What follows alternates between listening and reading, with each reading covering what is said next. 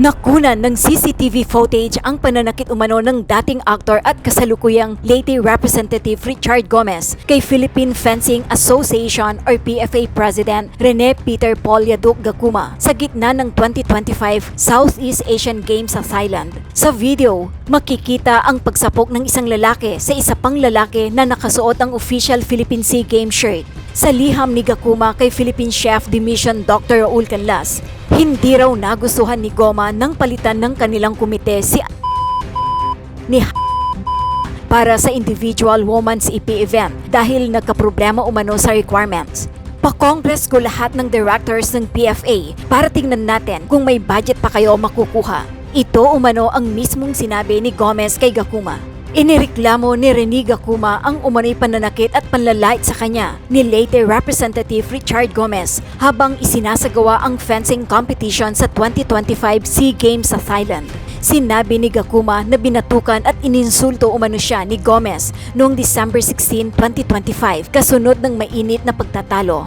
Ayon pa kay Gacuma, naggalit umano ang mambabatas dahil hindi siya agad naabisuhan sa pagbabago ng lineup. Si Gomez ay nasa Thailand rin bilang director ng PFA at bilang atleta matapos manalo ng silver medal sa sporting clay events. Hindi naman ito itinanggi ni Gomez na nagkaroon sila ng kumprontasyon ni Gacuma at nagsalita na sa viral video na pambabatok niya kay Gacuma.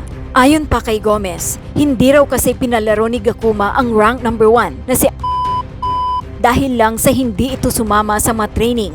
Dagdag pa niya, binubuli umano ng mga director si magsasampa rin daw ng kaukulang reklamo si Gomez sa emotional bullying na ginawa ng mga director. Aniya, naggalit siya dahil sa umano'y pambubuli ng mga opisyal ng PFA sa atletang si pinalitan daw si ng ibang manlalaro nang hindi kinukonsulta si Gomez. Binubuli nila si "You do not bully an athlete. Magpa-file din ako ng kaso for bullying an athlete," sa ad ni Gomez. Nakatayo ko, pinapanood ko yung laro eh. Tapos lumapit sila sa akin. Tapos nung kinakausap ko na sila, tumalikod eh. Lalapit sila, makikipag-usap ko sila, tatalikuran mo ako, bastos ka talaga. Talagang tinamaan. Aminin ko, talagang nagagalit ako, naiinis sa decision na ginawa nila. Tinanggal nila yung player namin as an individual player, then pinalitan nila. Ang akin kasi dito, nag-qualify yung bata. Nag-qualify siya. Sa lahat ng qualifying events ng fencing, sumali yan, nag-number 1. Hindi nila tinatalo, nahihirapan sila dyan. And then, bibigyan nila ng rason na hindi raw nagte-training, hindi raw nagpapakita. Sabi ko, how sure are you? Kasi taga-ormok yan. Do not say sorry dahil mali yung ginawa nila. Tinanggal nila yung opportunity ng bata na maglaro sa SEA Games. Tinanggal nila opportunity ng bata na magkaroon ng medalya. Sinayang nila yung pondo ng gobyerno. Everybody has a right to complain. Di hayaan mo siya mag-complain. I will not say sorry because masama yung ginawa nila. Yung paggalit ko sa kanya, hindi ako bilang congressman. Nagalit ako sa kanya bilang atleta at saka bilang opisyal ng sports association. I'm a player here and an officer of the sports association. Hindi ako congressman dito. Paggalit ko sa kanya, hindi ako bilang congressman. Nagalit ako sa kanya bilang atleta at saka bilang opisyal ng sports association.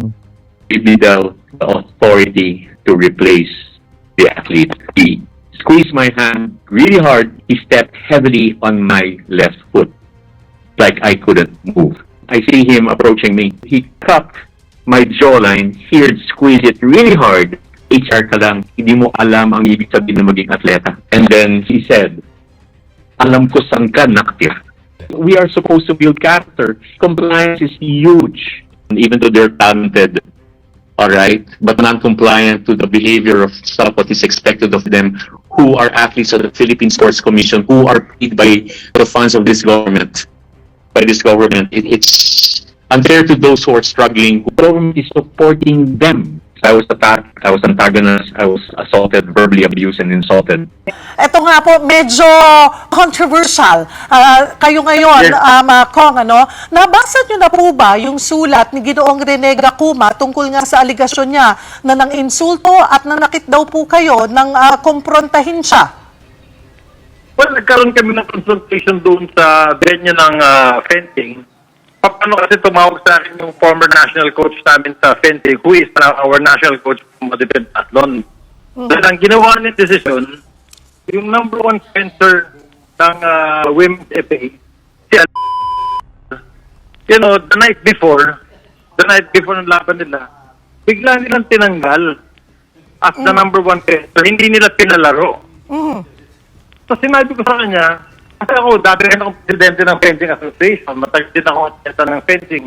Sabi ko, never. Nangyari sa amin yan. Kaya ikaw yung number one fencer, biglang hindi ka pala laruin. Sabi ko, anong rason? Sabi nila, kasi daw hindi daw nagtitraining. Kasi daw, hindi raw na nakikita. Sabi ko, wala rin naman, iilan lang naman ang nagtitraining sa ultra. Kasi hindi nyo nakikita sa Manila, it doesn't mean hindi nagtitraining yan. Okay. Only to favor yung favorite nila na number 4 na individual, ay yun ang favorite nila. So yun ang pinalit na kaya. So, ano nangyari? Pagdating kahapon, ng individual, wala rin, talo rin yung pinalit nila. And then today naman, Cheryl, naglaro yung fencing team, kasama she performed the best today. Kaya ako nagagalit kasi ang sama ng decision taking ng presidente na Sir Nick ako. Ba't kasi hindi rin talaga atleta yan. Alam mo yung klaseng decision making. Kasi lumapit sa akin, nakatayo lang ako eh. Opo.